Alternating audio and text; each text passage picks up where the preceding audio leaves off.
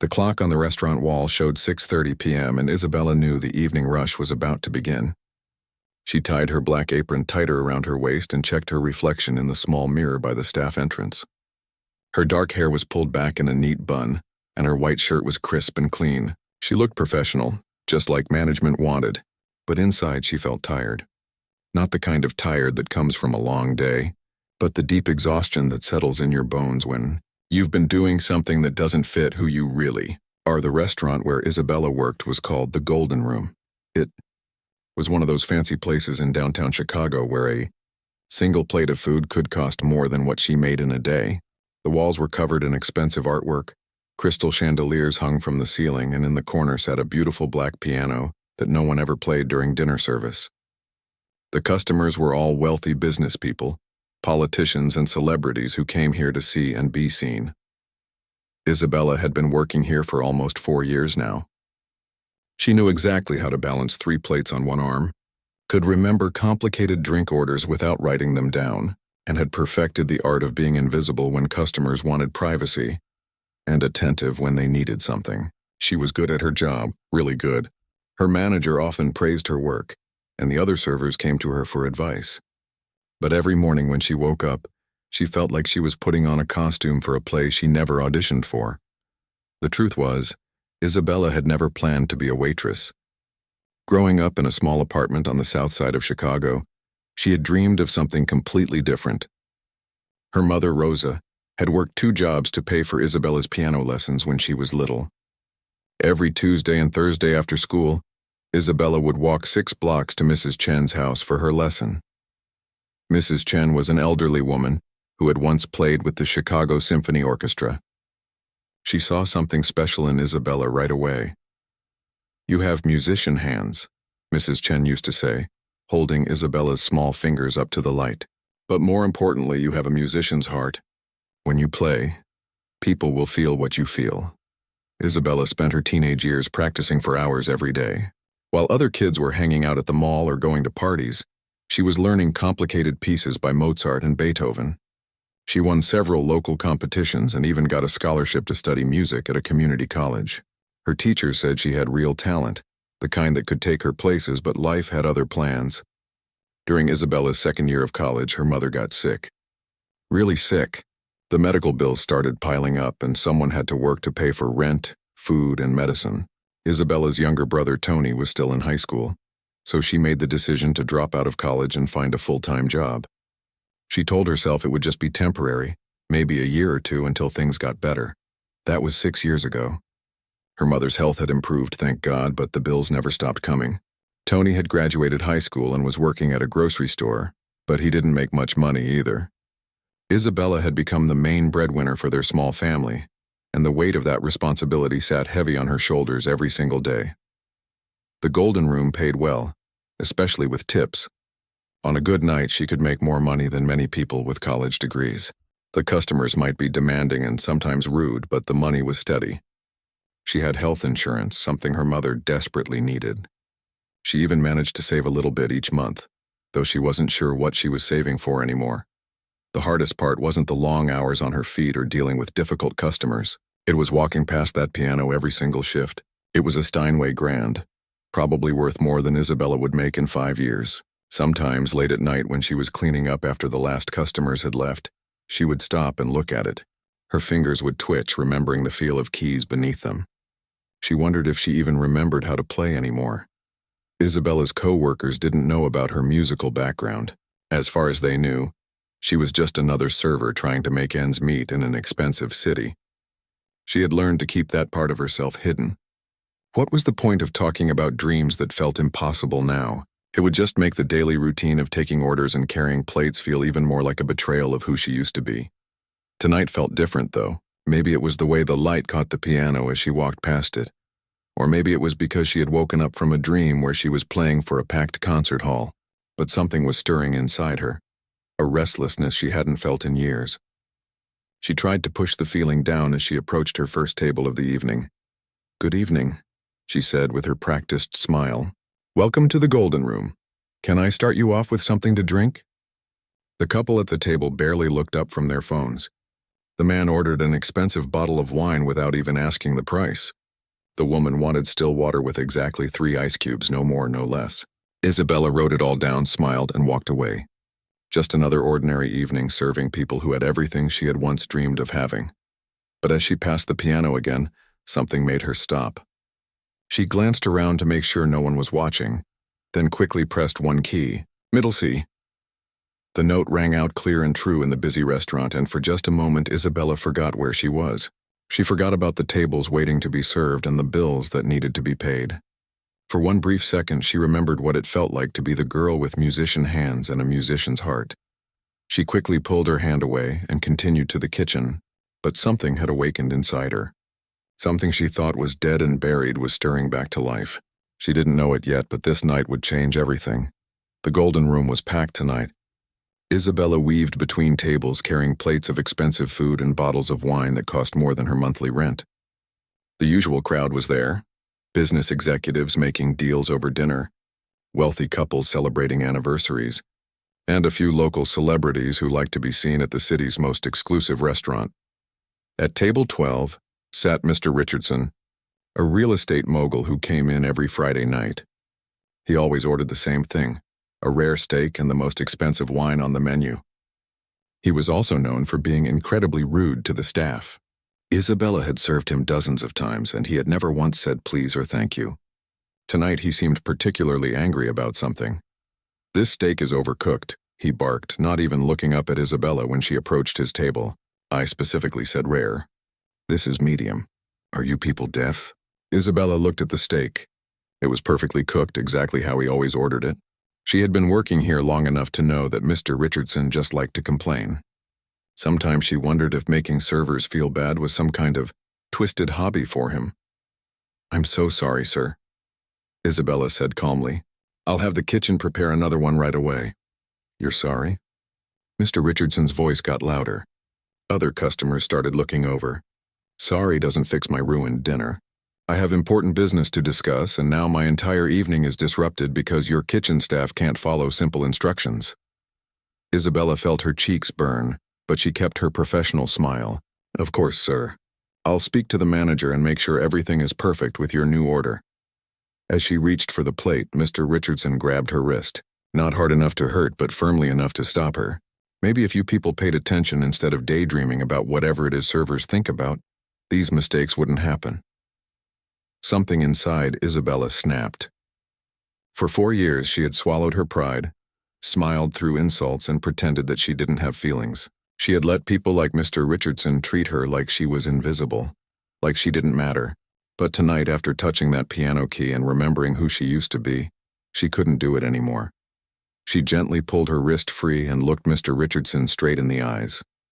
"Sir, I've been serving you for 4 years. In all that time, you have never once treated me like a human being. You don't know my name, you don't say please or thank you. And you seem to think that paying for an expensive meal gives you the right to be cruel to people who are just trying to make a living."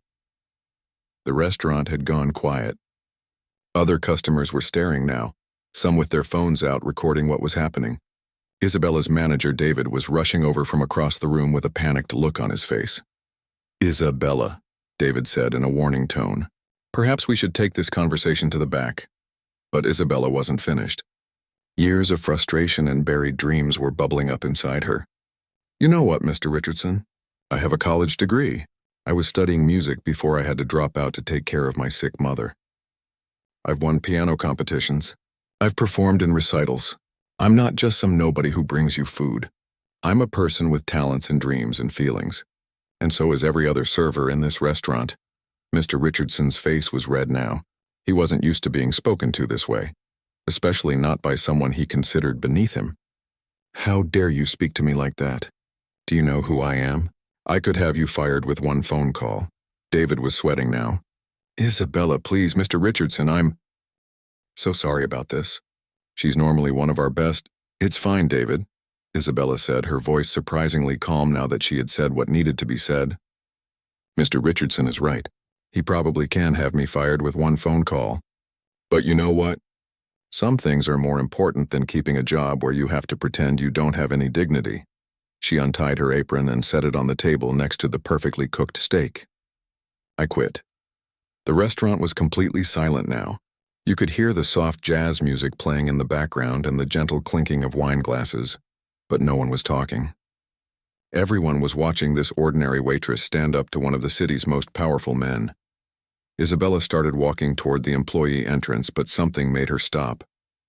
She looked over at the piano in the corner, the beautiful Steinway that had been sitting silent for so many years. An idea began to form in her mind, crazy and terrifying and perfect all at once. She had just quit her job.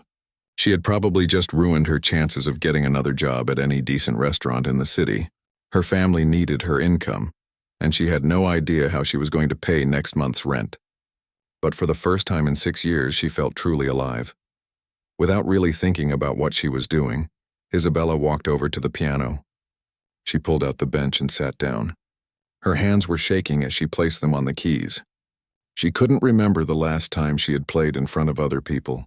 What if she had forgotten everything? What if her fingers wouldn't move the way they used to? What if she made a fool of herself in front of all these wealthy, important people?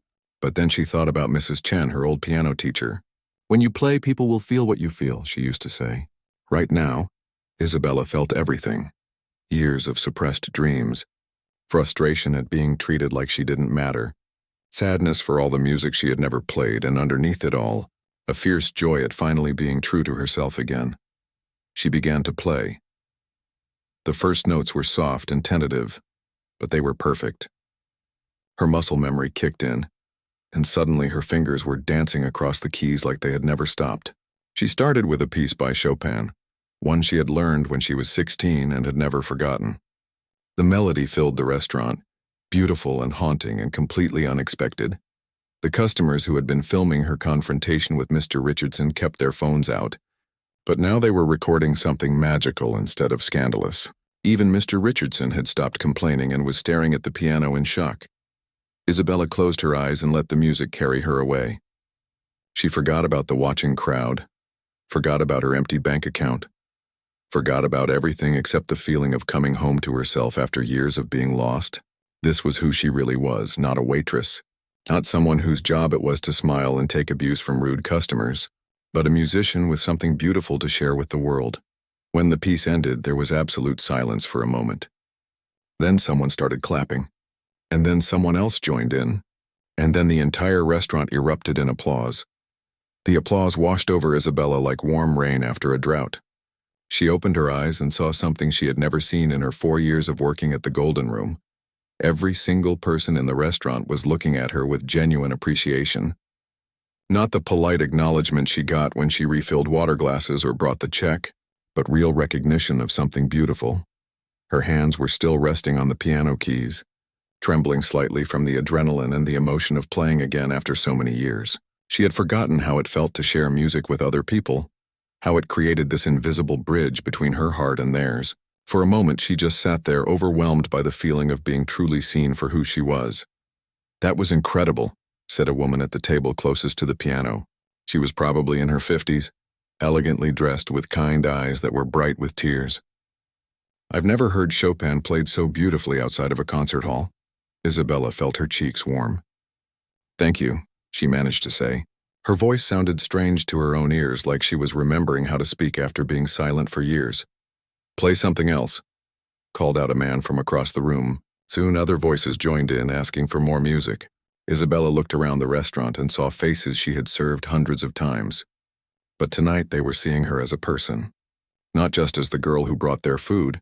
She decided to play something different this time, a piece she had written herself when she was in college. It was called Morning on the South Side, inspired by the view from her childhood bedroom window. She used to watch the sun rise over the neighborhood, turning the ordinary streets into something magical with golden light. The melody started soft and gentle, like the first rays of dawn, then built into something hopeful and strong. As she played, Isabella noticed things she had never seen before in all her years working here. The way the businessman at table 6 closed his eyes and let his shoulders relax for the first time all evening. How the elderly couple by the window reached for each other's hands.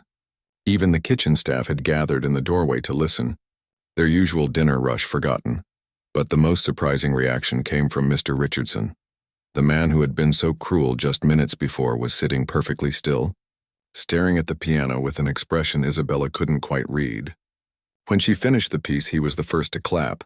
"That was your own composition?" asked a young woman with short blonde hair who had gotten up from her table and was now standing next to the piano. "It was absolutely beautiful. I'm Lucy, by the way. I work for Meridian Records."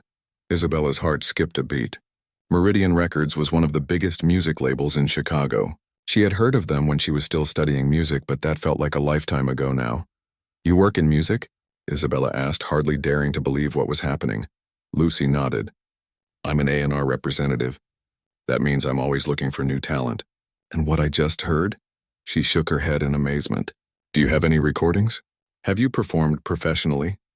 "No," Isabella said honestly. "I mean, I used to compete in piano competitions when I was younger, but I haven't really played in public for years. I had to stop studying music to take care of my family." "Well, that's about to change," said another voice. Isabella turned to see a distinguished older man approaching the piano. She recognized him from the society pages. Thomas Wellington, one of Chicago's most prominent philanthropists. He owned several art galleries and was known for supporting young artists. "Miss..." He paused, realizing he didn't know her name. "Isabella Rodriguez," she said, standing up from the piano bench. "Miss Rodriguez, that was the most moving performance I've heard in years, and I attend quite a few concerts." He handed her an elegant business card. "I'd like to talk to you about performing at my gallery's next event. We host intimate concerts once a month, and I think our audience would be absolutely captivated by your talent." Isabella stared at the business card, unable to believe this was really happening. An hour ago, she had been just another waitress serving overpriced food to people who barely noticed she existed. Now she was holding opportunities she had only dreamed about. "I don't understand," she said softly. "How can this be happening so fast?" Lucy smiled. "Talent like yours doesn't stay hidden forever. It was just waiting for the right moment to shine." She pulled out her own business card. "I'd love to set up a meeting with you next week. We should talk about what kind of music you want to make, what your goals are." David, the restaurant manager, appeared at Isabella's side. He looked confused and a little worried. "Isabella, what's happening here? Are you still quitting?" Before Isabella could answer, Mr. Richardson stood up from his table and walked over. Everyone watched nervously, wondering if he was about to cause another scene. But when he reached the piano, his voice was quiet and respectful. "Miss Rodriguez," he said, "I owe you an apology. Several apologies, actually. I've been coming to this restaurant for years, and I've never once treated you with the respect you deserve. I had no idea." He gestured toward the piano. "You're incredibly talented. What I heard tonight was extraordinary." Isabella was so shocked she couldn't speak for a moment. This was the same man who had grabbed her wrist and insulted her just 20 minutes ago.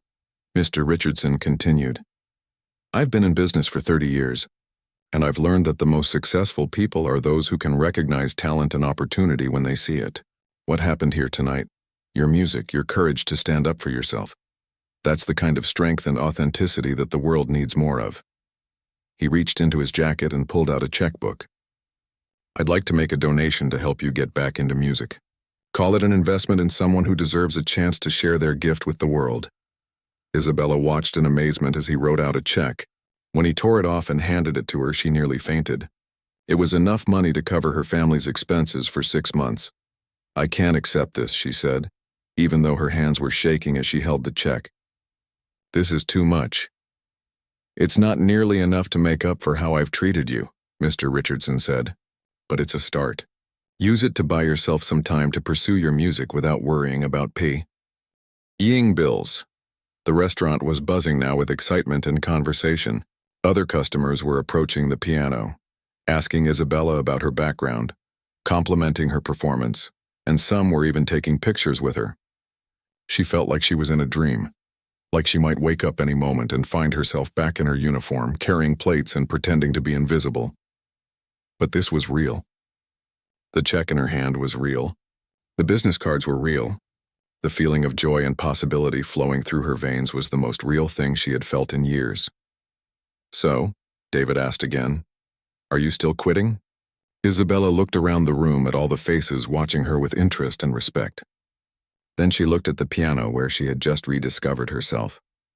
Finally, she looked at the uniform apron still sitting on Mr. Richardson's table. "Yes," she said with a smile.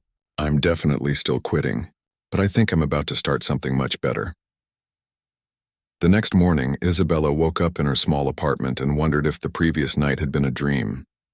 But when she reached for her purse and saw the business cards and the check from Mr. Richardson, reality hit her like a warm wave. It had really happened. After 6 years of serving other people's dreams, she was finally getting a chance to chase her own again. Her phone had been buzzing all morning with notifications. Someone at the restaurant had filmed her performance and posted it online. The video was spreading faster than she could have imagined. Her inbox was full of messages from strangers telling her how beautiful her music was, how brave she had been to stand up to that rude customer, and how inspiring her story was. "Mija, you're famous," her mother Rosa called from the kitchen. Isabella could hear the excitement in her voice. "Mrs. Garcia from downstairs saw you on her Facebook. She says the whole neighborhood is talking about you." Isabella walked into the kitchen where her mother was making coffee and scrolling through her tablet. Rosa's health had been much better lately, but Isabella still worried about her constantly. The stress of medical bills and making ends meet had aged both of them beyond their years. "Look at this," Rosa said, showing Isabella the screen. The video from the restaurant had been viewed over 50,000 times in just 12 hours. The comments were overwhelmingly positive. People were calling her brave, talented, inspiring. Some were sharing their own stories about giving up dreams for family responsibilities. "I can't believe this is happening," Isabella said, sitting down at their small kitchen table. "Yesterday morning I was just a waitress. Now I have meeting with a record label and people want to hire me to perform at events." Her younger brother Tony walked in, still in his grocery store uniform from the night shift. He had seen the video too, and he was grinning from ear to ear. "My sister is going to be a famous musician," he announced, grabbing a cup of coffee. "I always knew you were too good for that restaurant. Remember when you used to play for me when I was little?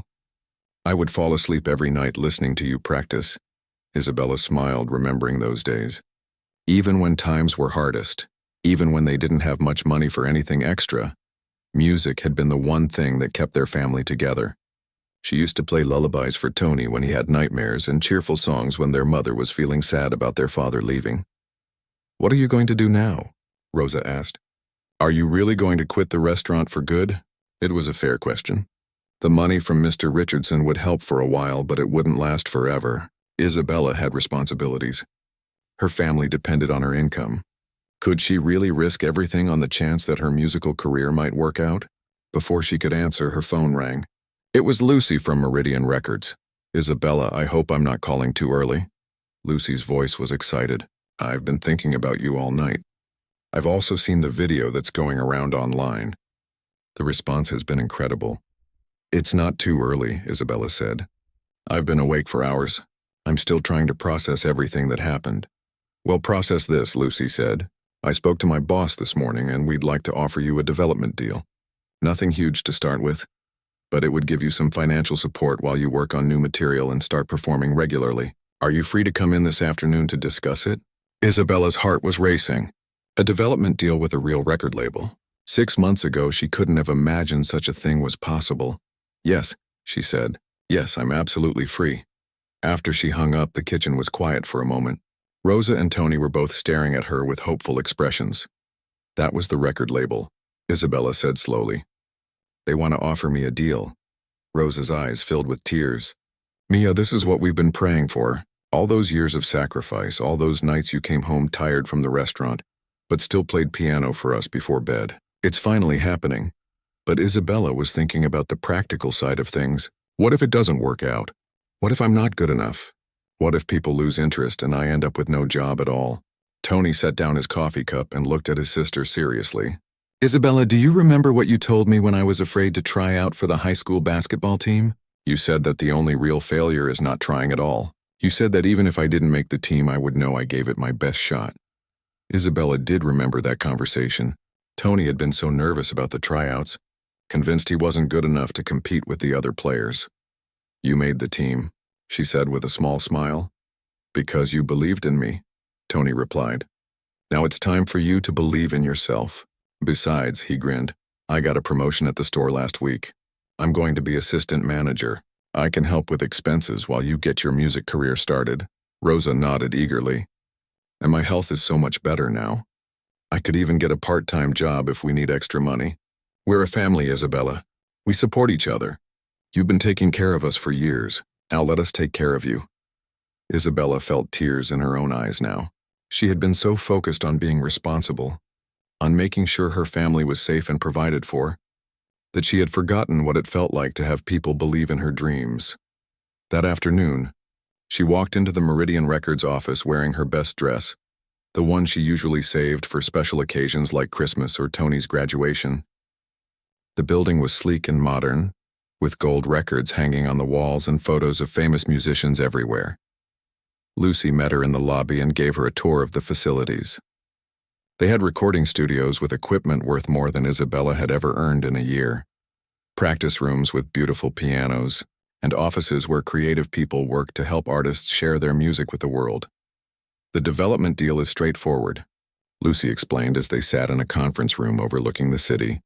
We'll provide you with a small monthly stipend, enough to live on while you focus on your music. We'll also give you access to our recording studios and help you book performances at venues around the city. In return, we get first rights to any album you want to record.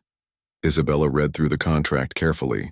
It wasn't a huge amount of money, but it was enough to cover her basic expenses and help support her family. More importantly, it was a chance to spend her days doing what she loved instead of pretending to be someone she wasn't. There's one more thing, Lucy said. Thomas Wellington called this morning. He wants to book you for a concert at his gallery next Friday night. It's a small, intimate venue, but his events are always attended by influential people in the arts community. It could be a great way to start building your reputation as a performer. Isabella thought about the piano at the Golden Room, how it had sat silent for so many years until one magical night when everything changed. Now she was being offered the chance to play for people who came specifically to hear music, who valued art and creativity, and the courage it took to share your heart with strangers. Where do I sign? She asked. 6 months later, Isabella stood backstage at the Chicago Symphony Center, adjusting the black dress she had bought for special performances. Her hands were shaking slightly, but it was the good kind of nervous energy that comes before doing something you love. Tonight, she would be opening for a renowned pianist from Vienna, performing in front of an audience of 2,000 people. The journey from that night at the Golden Room to this moment had been incredible and overwhelming and sometimes terrifying.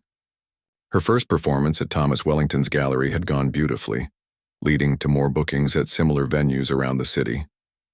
The video from the restaurant kept spreading online, bringing her new fans from all over the world. People connected with her story of courage, of choosing to be true to yourself even when it's scary. Lucy from Meridian Records had kept her promise.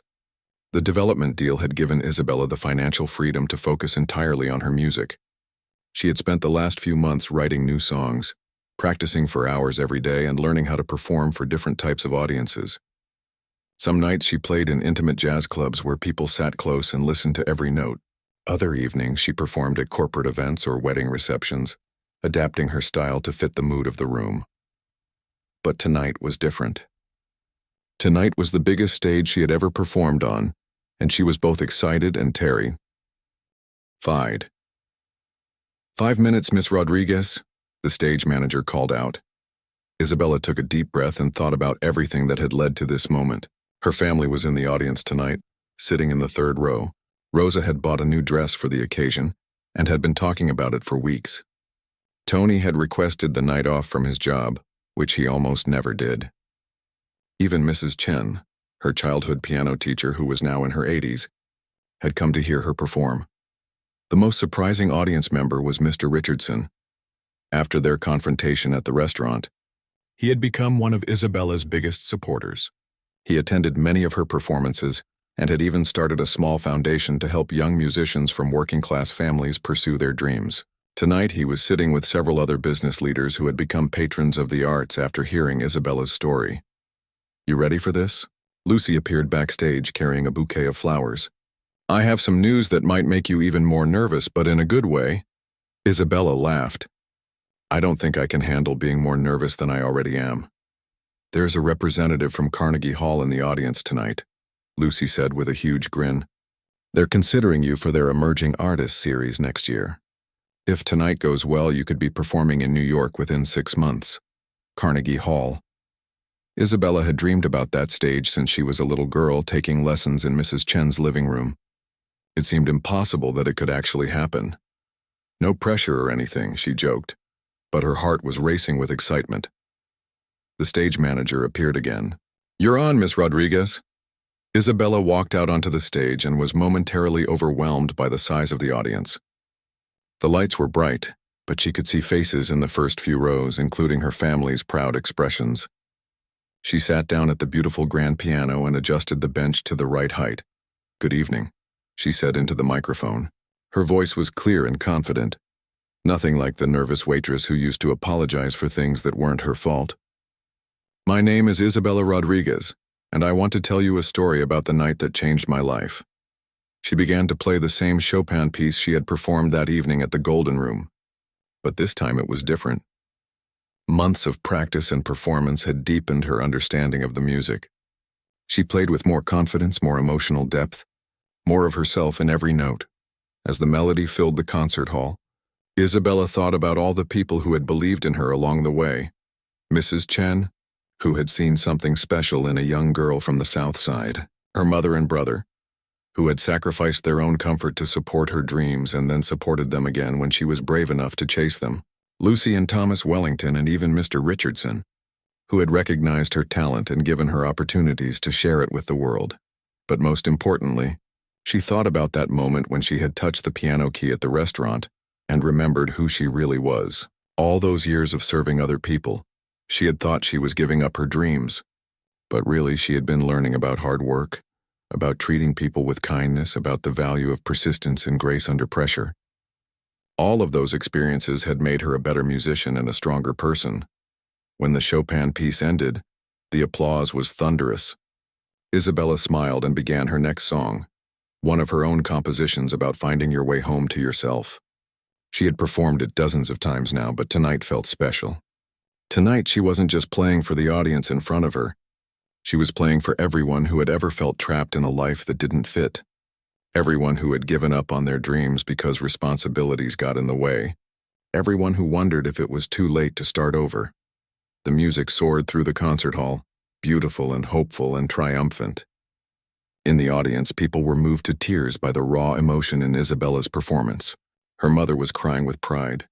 Tony was recording everything on his phone to show his friends at work. Mr. Richardson was thinking about the young people his foundation could help, inspired by watching Isabella's transformation. When Isabella finished her set, the standing ovation lasted for several minutes. She had never experienced anything like it. As she took her bows, she caught sight of a woman in the third row who looked familiar. It was one of her former co-workers from the Golden Room, someone who had always been kind to her during those long, difficult years. After the show, Isabella was surrounded by people wanting to congratulate her, take pictures with her, and talk about future performance opportunities. The representative from Carnegie Hall introduced herself and confirmed that they wanted to book Isabella for their next season. Lucy was practically bouncing with excitement as she talked about recording Isabella's first album, but the moment that meant the most to Isabella came when her family finally made their way backstage. Through the crowd, Rosa hugged her daughter tightly, whispering in Spanish how proud she was, how all their sacrifices had been worth it to see Isabella shine so brightly. "I knew this day would come," Rosa said, tears in her eyes. "Even during the hardest times when you were so tired from the restaurant but still played piano for us at night. I knew you were meant for something bigger than serving other people's dinners." Tony grinned and handed Isabella a small wrapped present. "I got you something for your first real concert." Inside was a simple silver bracelet engraved with the words, "Musician's hands, musician's heart." Isabella recognized the phrase immediately. It was what Mrs. Chen used to say during her childhood lessons, I thought. "You should have something to remind you that you never really stopped being a musician," Tony said. "You just took a different path to get here." As Isabella fastened the bracelet around her wrist, she thought about how true that was. The years at the restaurant hadn't been a detour from her dreams. They had been preparation for this moment. They had taught her empathy, resilience, and the value of hard work. They had shown her that everyone has a story worth listening to, The dignity isn't determined by your job title, and that sometimes the most profound moments come when you find the courage to show the world who you really are. Later that night, after all the congratulations and celebrations were over, Isabella sat at the old upright piano in her family's apartment. It was the same piano where she had practiced as a child, where she had played lullabies for Tony and cheerful songs for her mother during the hardest times. She played quietly, not wanting to wake the neighbors but needing to end this perfect day with music.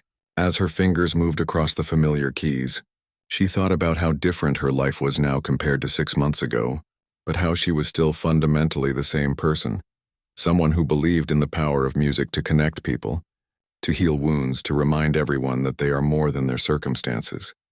Tomorrow, she would start preparing for Carnegie Hall, but tonight she was just Isabella, playing piano in the apartment where she had learned to dream, surrounded by the people who had never stopped believing that those dreams could come true.